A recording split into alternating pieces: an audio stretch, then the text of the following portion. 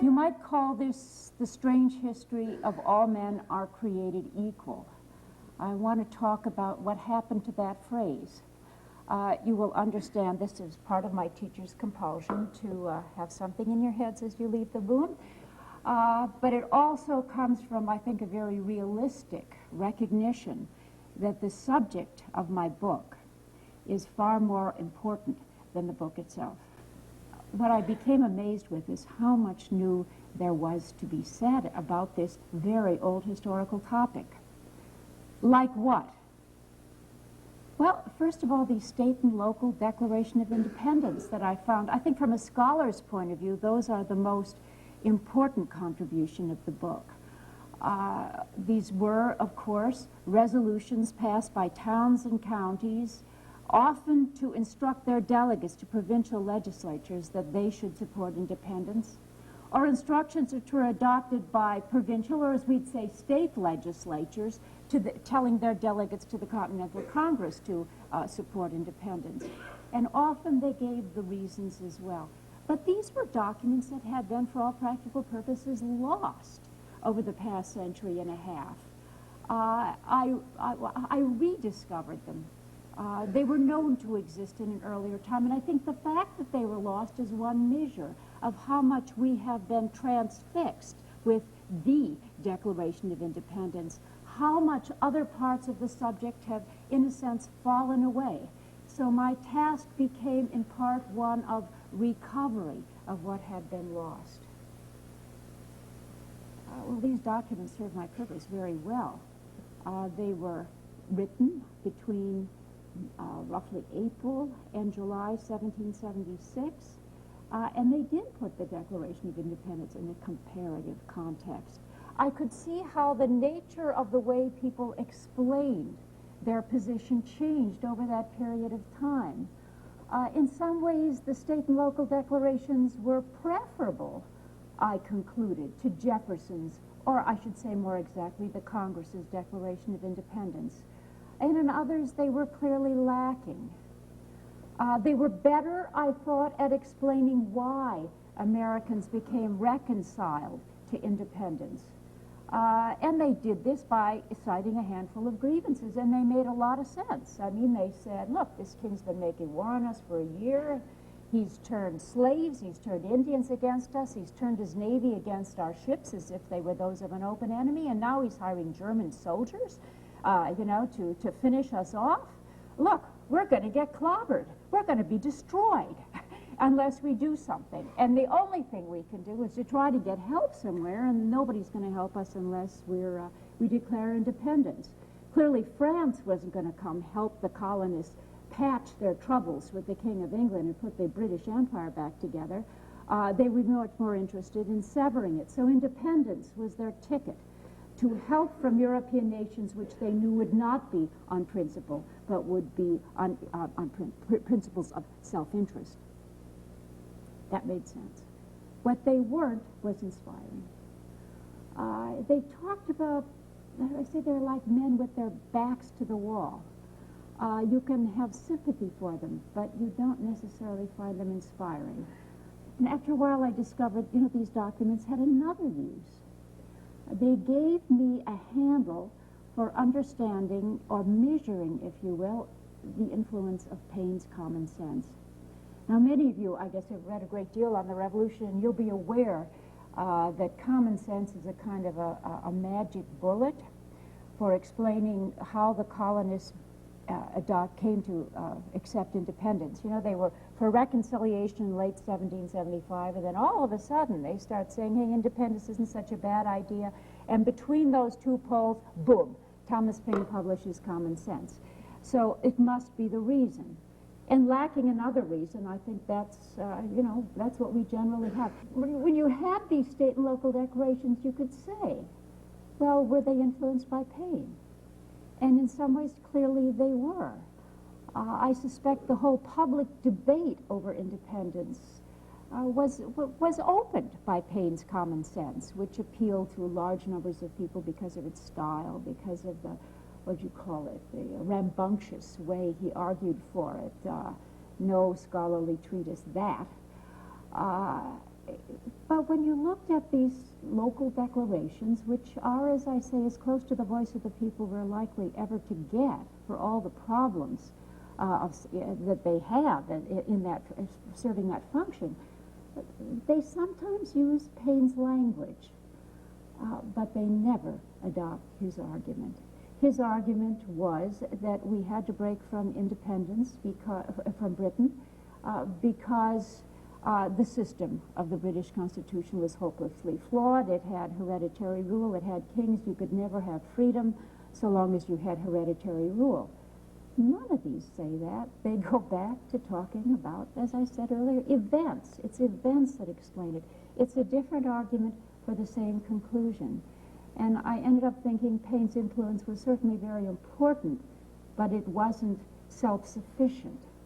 That in fact there was a much broader process. What I came to see were large numbers of Americans following events, thinking through their implications, coming to a conclusion quite independently of what were being fed to them by, what you will, propagandizers. Well, so much for that topic. Then I am going to write another chapter on the writing of the Declaration of Independence, and I knew partly what I wanted to do there. A problem remained in describing how that committee text had been created. And the common wisdom was that Jefferson wrote it, period. And there was a very good source for that, Thomas Jefferson. In 1923 and again in 1925, he provided a description of how the Declaration was written, and he said he had truth. Others, like John Adams or Thomas McKean, had given accounts that were hopelessly confused. And what would you expect? I mean, this was 40, almost 50 years after the fact. Memory is fallible, he said. Oh, true. I am over 80. But I'm not depending on memory, he said. I have in my possession some documents of the time, notes on the proceedings of Congress I took in my seat, and also what we know as the original rough draft of the Declaration of Independence. You might know this document. It is in the possession of the Library of Congress, which occasionally puts it on display in its treasures exhibit. It shows the document, the base text, is the document as Jefferson first submitted it to the drafting committee. And then it has all kinds of editorial changes, those made in the committee and those subsequently made by the Continental Congress. He was economical in some ways, Mr. Jefferson, conceivably not in others, but he certainly was economical in terms of paper. So he used all of these on the same piece of paper. And of course it saved him from having to copy it over yet again. And this was in his possession. He wrote to Madison, he said, "You have seen the changes marked in it in Adams's and Franklin's handwritings, and this is how it was done. The committee met, it appointed me as draftsman. I wrote the document. Then I first showed it to John Adams and to Benjamin Franklin because I respected their opinion. And then after making a few verbal changes, they give it back to me. I showed it to the committee. The committee says, perfect. There's not another thing we want to do with that. Any further alterations, they sent it on to the Congress."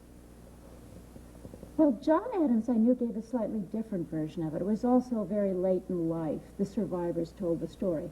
1822.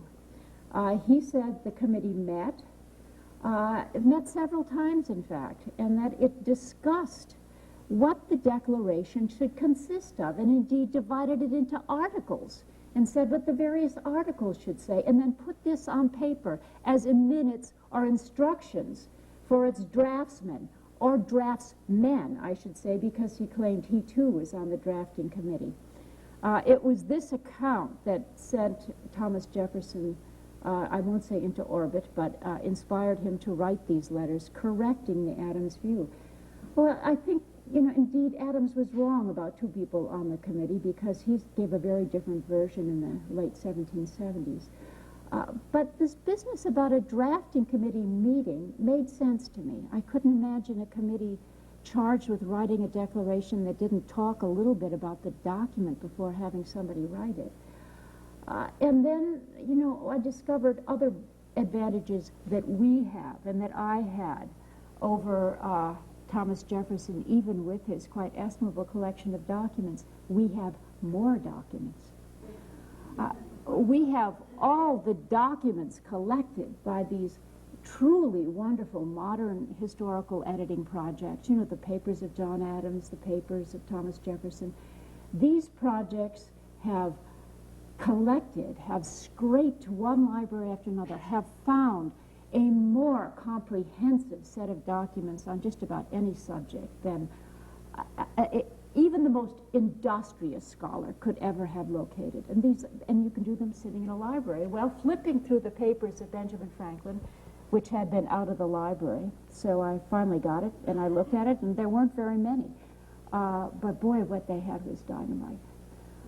What they had was this one letter that Jefferson had written to Franklin in May 1776, June 1776, that no one seemed to have paid much attention to. Those who've read the book will remember it. I mean, he says, "Dear Dr. Franklin, the enclosed text has just been, approved by the committee, which asked me to change a sentiment or two. And I'm hoping you can look at it and get it back to me in the morning so I can give it to the committee again." Much more interventionist committee than he had remembered, would remember, I should say, in 1823 or 1825. And in some ways it confirmed the Adams view that the committee had met several times. That was very important in parsing out how this document was written. But it also was interesting, I think, in explaining how Jefferson went wrong in 1823. I don't think he was lying. Gary Will said, I said he lied when he said he was the author of the Declaration. What a misstatement of my position. This is not on a character issue. It's a human issue. I mean, he just didn't remember.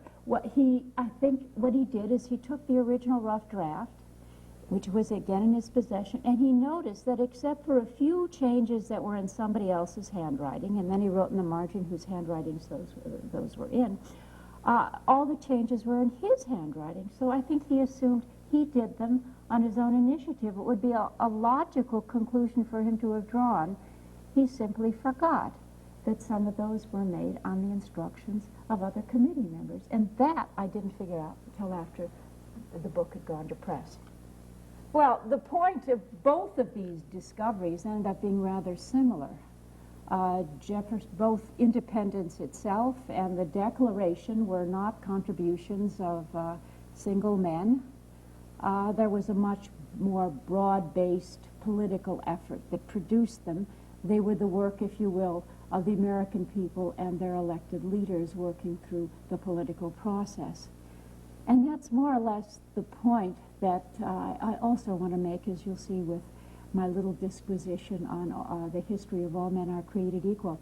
Here I think of a reviewer in the Quincy, Massachusetts Patriot Ledger.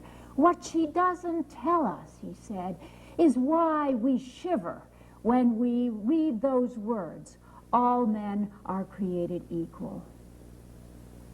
Those words are, I think, for us, the critically important words in the Declaration of Independence, along with the next assertion about all men having unalienable rights, including, as we all know, life, liberty, and the pursuit of happiness. They may be the only parts of the Declaration that most people remember today. I think they explain why the documents are arranged as they are in the shrine at the National Archives, which you may have visited or you may know from my description in the introduction of the book. They are, the Constitution, the Bill of Rights are like on the face of an altar. Above them, where the tabernacle would be in a Catholic church, is the Declaration of Independence. It is superior, I think, more revered, if anything. It makes Americans shiver, maybe, more than the other two. It is superior to the others in some very curious way. And people are simply loath to think that it might not always have been there. Was the Declaration of Independence important in 1776? Of course. It's impossible to understand why the Continental Congress would have spent 2 days editing it in the midst of one of the most trying military crises of the war, unless they understood that it was important. But why was it important? 2 reasons. First of all, to justify the decision to break from Britain, or to put it another way, to end the reign of a living king, at least over North America, or the 13 colonies that were at any rate declaring their independence. In this instance, the colonists were acting in keeping with a long English tradition, as I do explain in the book. That is, Englishmen never ended the reign of a living king, which they did repeatedly without issuing some explanation. There were 2 possible explanations, acceptable. One, the king was totally inept, rex inutilis, or he was evil in the sense of interfering with the people's rights and freedoms. What the Declaration of Independence says, hey, we have the evil kind. Second, they had to tell the American people what Congress had already decided 2 days earlier, and that is to break with Britain. Certainly this was meant to be inspiring, and it was inspiring. People we know took the document, indeed they were expected to do this. The New York Journal published the whole declaration on 1 page because they said that way people could cut it out and pin it up in their homes. It's the first sort of example of sort of poster art in American history of which I am aware. And I found one described in a document, it looked as if it had been taped up and then pulled, not taped, nailed up and then pulled down. A little anachronism there. Well, what was inspiring about it? What did they cite? Well, it was always the last paragraph, which incidentally Congress had thoroughly rewritten, substituting its text for most of Jefferson's. And the words that were cited most often were those of Congress's resolution written by Richard Henry Lee, that these united colonies are and of right ought to be free and independent states. We take that for granted. In 1776 it was news. Think of what it meant.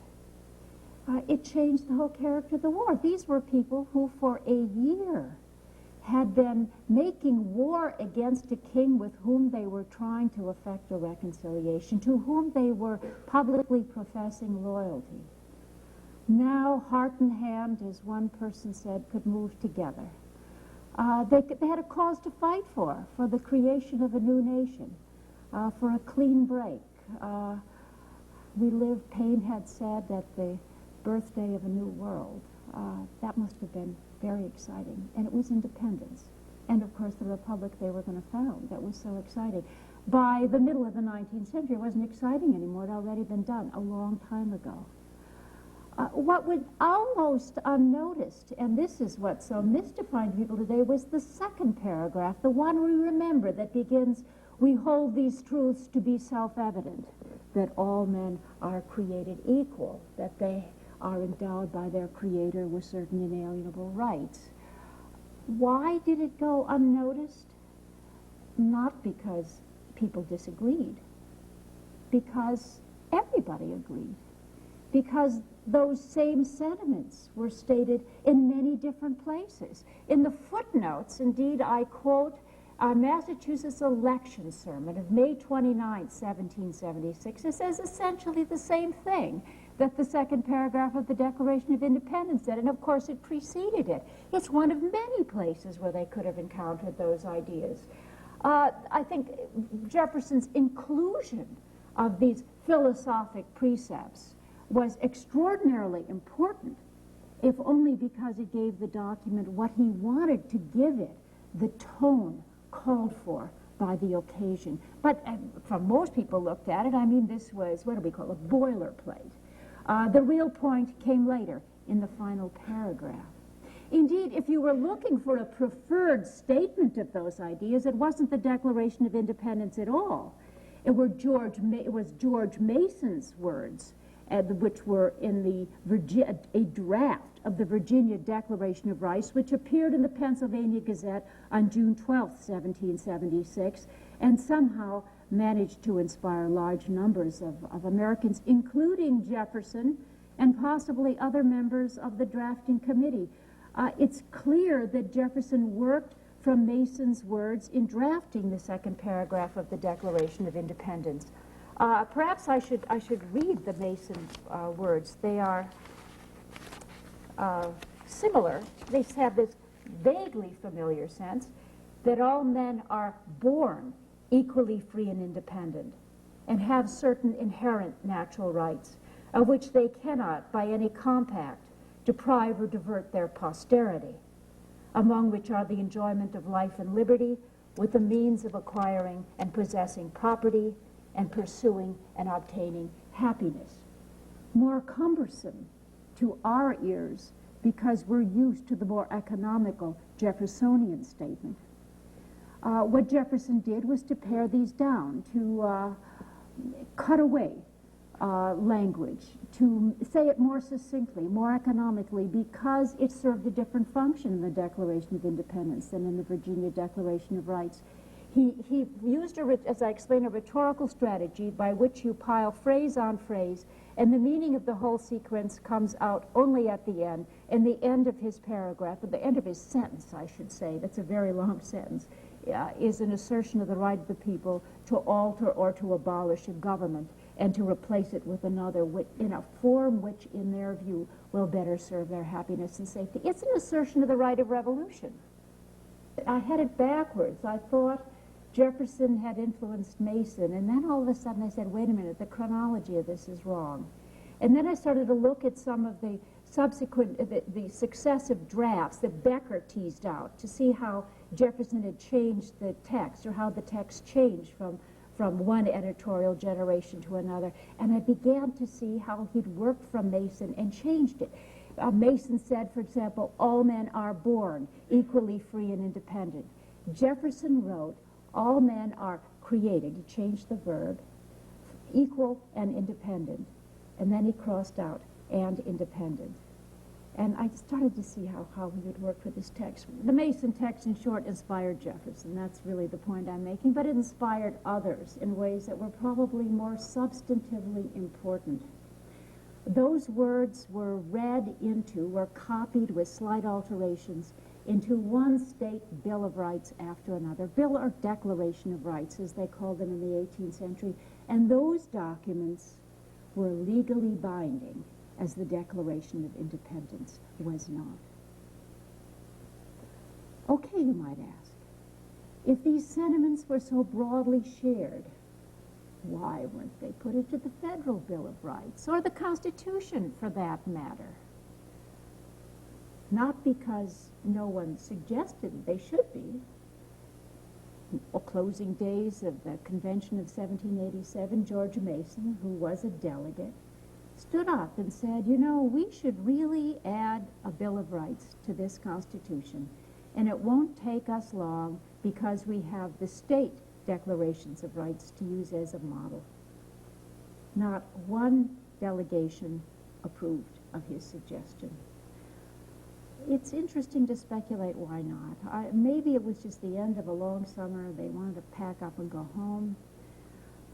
And they suspected it would take longer than Mason thought. Maybe, like James Madison, they thought it was silly. You really didn't need a Bill of Rights, that parchment barriers had been proven ineffective. Legislatures just walked right over them.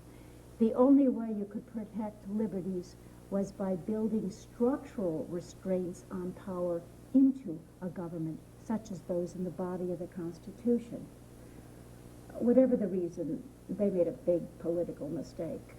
The opponents of ratification argued against it most vociferously because it lacked a Bill of Rights. And they made their case so powerfully that in the first Federal Congress, no one other than James Madison felt compelled to move a Bill of Rights and to think it should then be added to the Constitution. Madison's proposals not only got.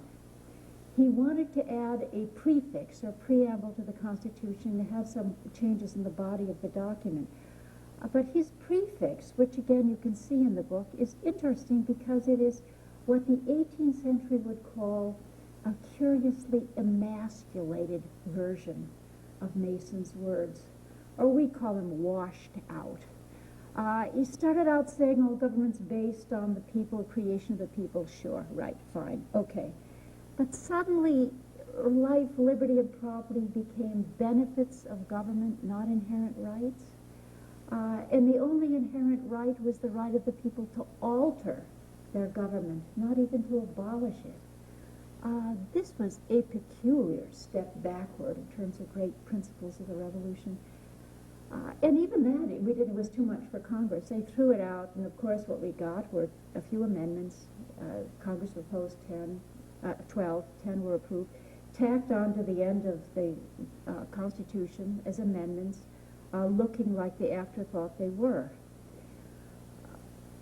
But this is very important, because those words weren't in either the Federal Bill of Rights or the Constitution. Anyone who thought the notion or statements of men's basic equality or their possession of rights had to go back to the Declaration of Independence. It was the only important founding document they had.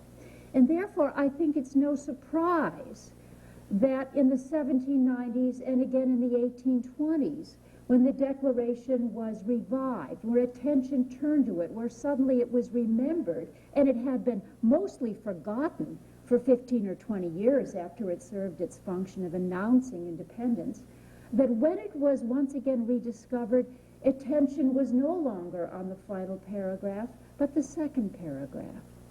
And that the emphasis there was not on the assertion of the right of revolution, although that remained important in people's minds.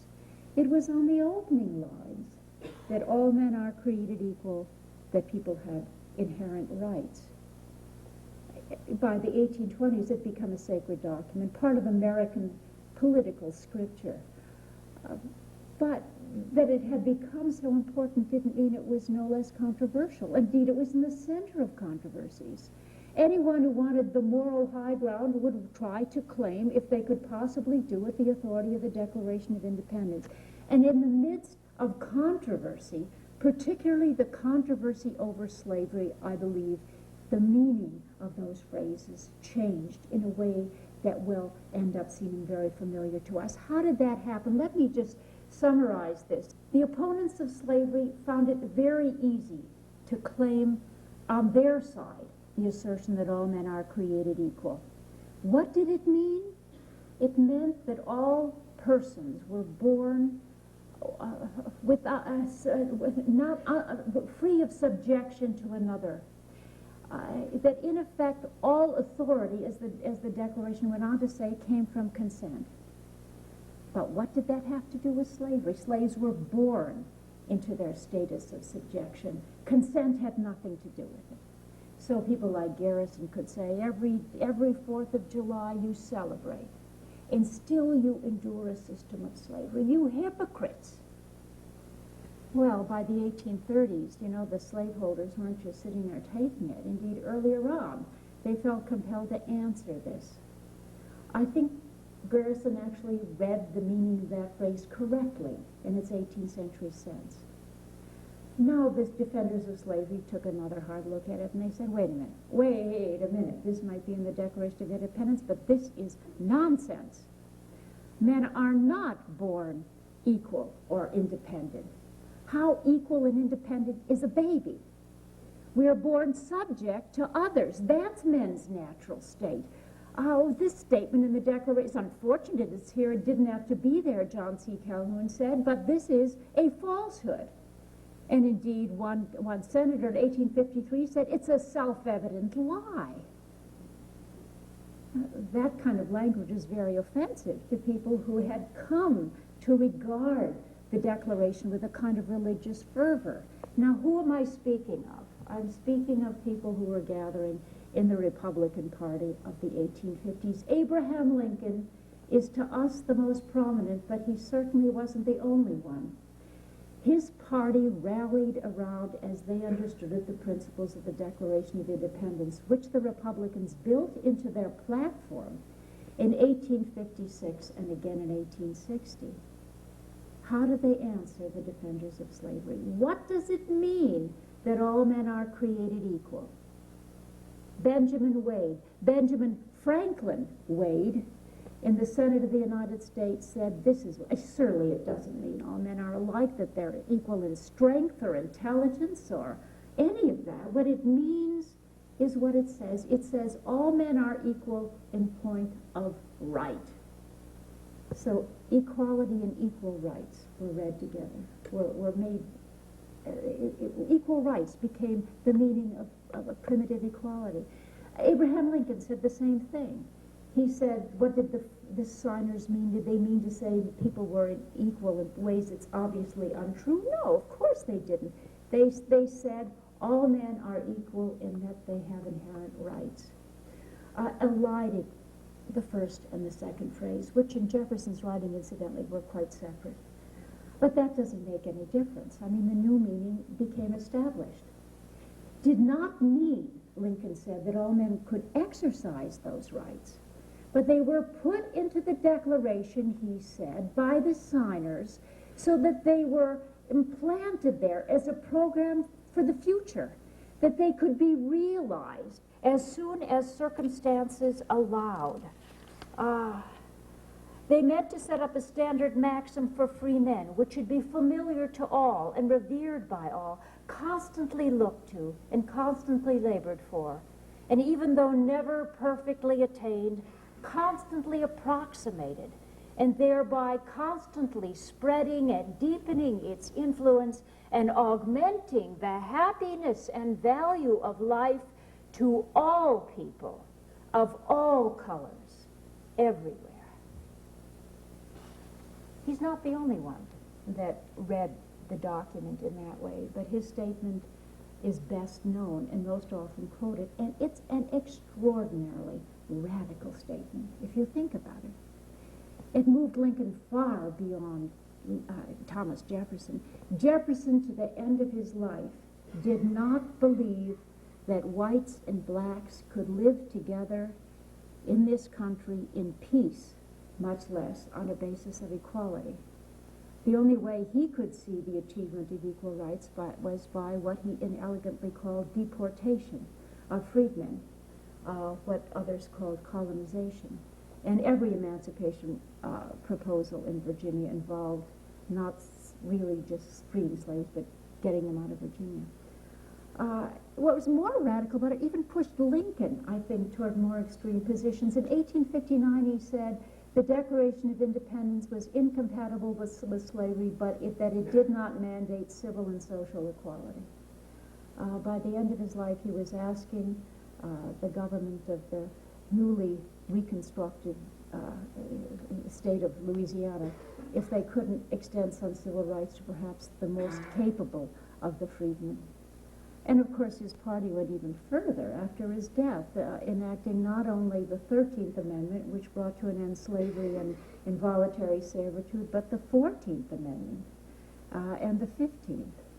And they had a powerful impact. They were meant originally, or so I am told by Avi Soifer, who was the dean of the Boston College Law School, who studied the congressional debates.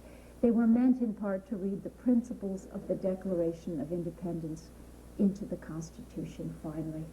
And it meant that in good part our tradition of equal rights has been delegated to the courts. It took a while for them to act, but in our century, of course, that's the story. And there's a lingering question here, but why did these Republicans care so much?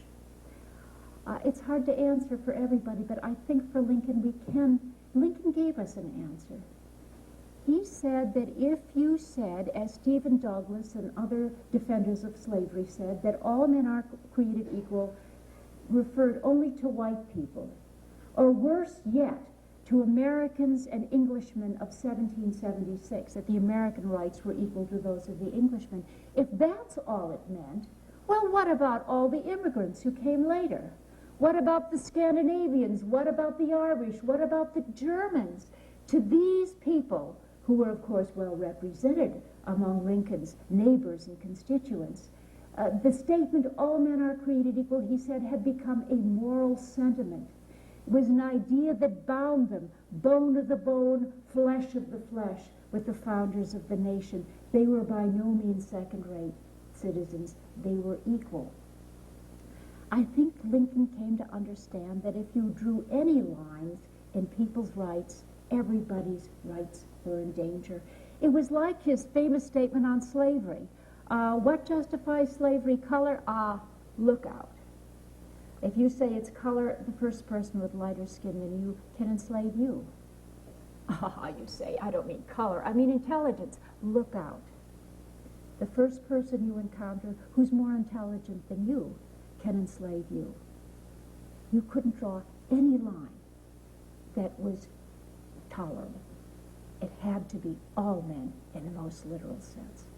And I think that's why it remains so important an idea for us today. This is important to us. It's the basis of our rights. But the declaration that we revere is obviously that of Lincoln and the Republican Party. It isn't that of Thomas Jefferson. Nonetheless, even Lincoln gave Jefferson credit for it. He said, all honor to Jefferson for putting in a merely revolutionary document these principles and embalming there that they'd be a kind of a harbinger to all future ages, etc., etc. That means that my outraged critics are kind of like Lincoln. They too attribute this whole tradition to some prescient, superhuman founding fathers who saw all future as God does. The truth is very different. The story I have told you is that of a document whose original purpose was different than the purpose it came to serve. A document that was saved from the trash barrel of history by people who thought its principles were important. A document that was reinterpreted, whose whole function changed by the power of the American people and their elected representatives.